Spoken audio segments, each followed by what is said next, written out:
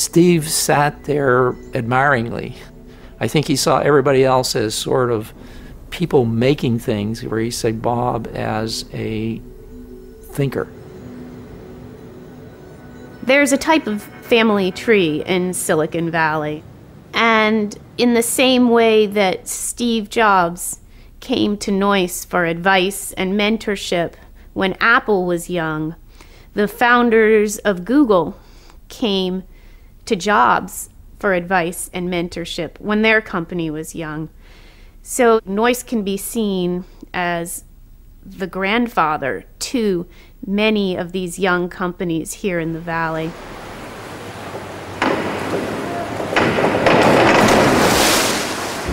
It wasn't just in Silicon Valley that Noyce was seen as the elder statesman of the industry. His achievements were now being recognized at the highest levels. Noyce tried to use this influence to draw attention to what he increasingly saw as a mortal threat to the American semiconductor industry: competition from Japan. The Americans didn't realize it yet, but they were swimming against the tide. Most American companies, Intel included, did not put a lot of capacity, manufacturing capacity, in place in the late 70s.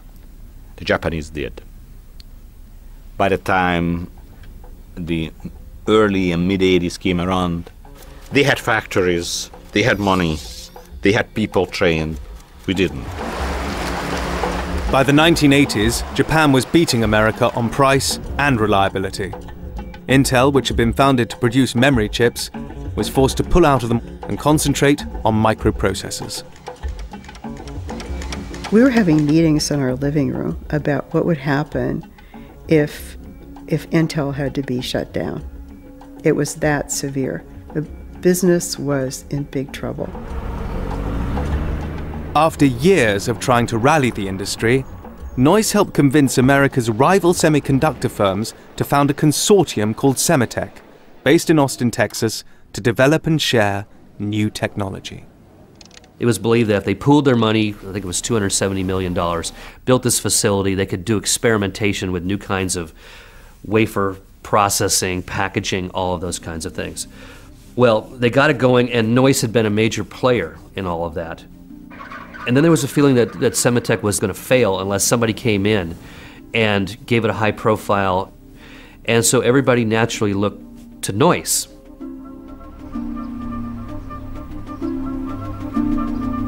Noyce faced a dilemma. He was enjoying his semi-retirement and knew that mediating between all the rival companies that had a hand in Semitech would be a draining and thankless task. But there was no other clear contender for the role. Bob was struggling with his congregational conscience, which was if you start something, you have to see it through. If the issue hadn't been whether this whole industry that he basically had started was going to make it or not, I think maybe he could have said no.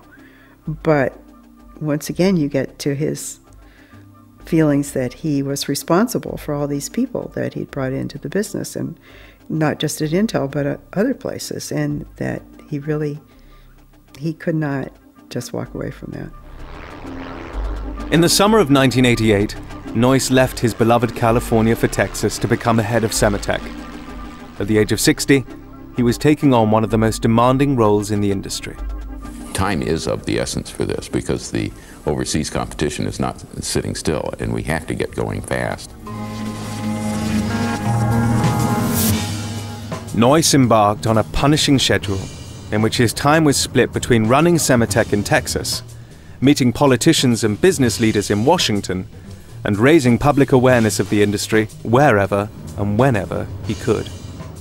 My father worked really hard at Semitech, and I think one of the hardest things was that he was constantly on the road. He was very, very busy. I hardly saw him.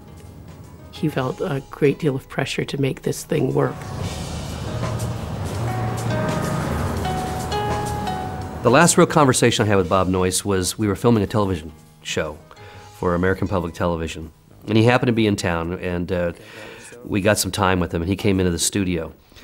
And when he came in for the shoot, he was still Bob Noyce. I think he looked a little older. He looked tired.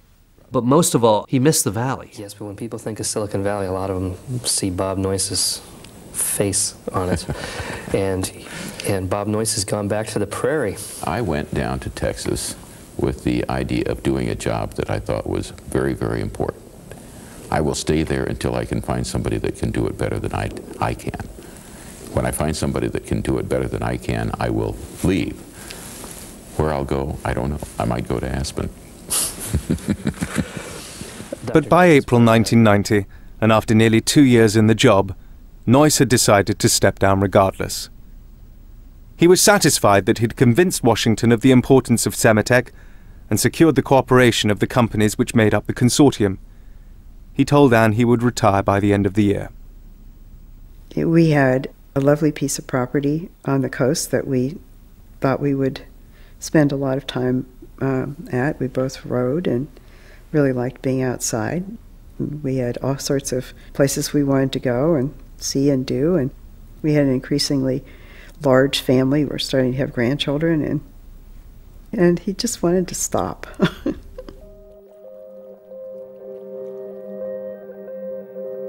On June the 1st, 1990, Noyce arrived at Sematech to find that the staff had thrown him a surprise party, declaring it Bob Noyce Day, and wearing specially printed T-shirts. 2 days later, Noyce took his regular morning swim at his house in Austin. As he rested afterwards, he suffered a heart attack and could not be revived. He was 62. He had always been a swimmer. In a way, he swam through the modern world.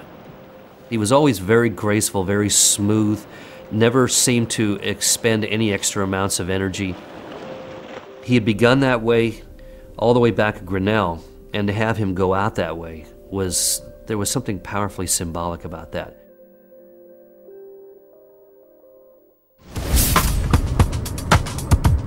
Noyce died on the cusp of the 1990s, the decade that would see the technology he developed and fostered become the motor of the digital world.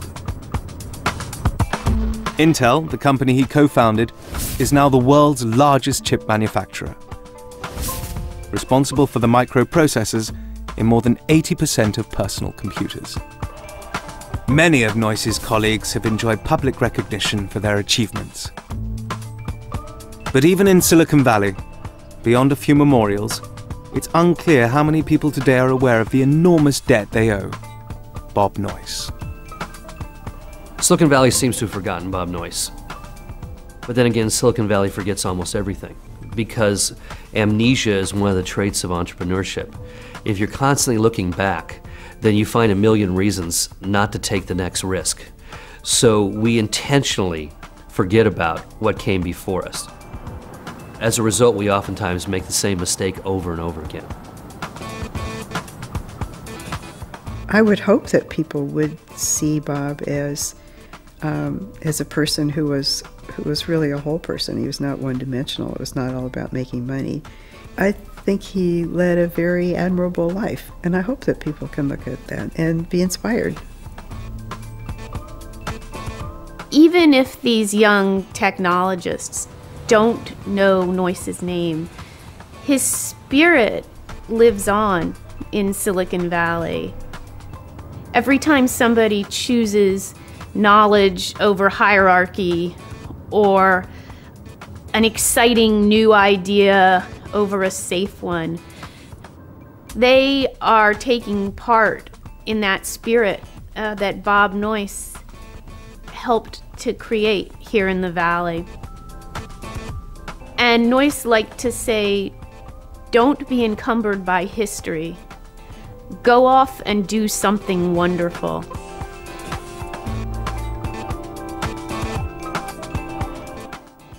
Next tonight here on BBC4, we revisit Bulgaria's abandoned children.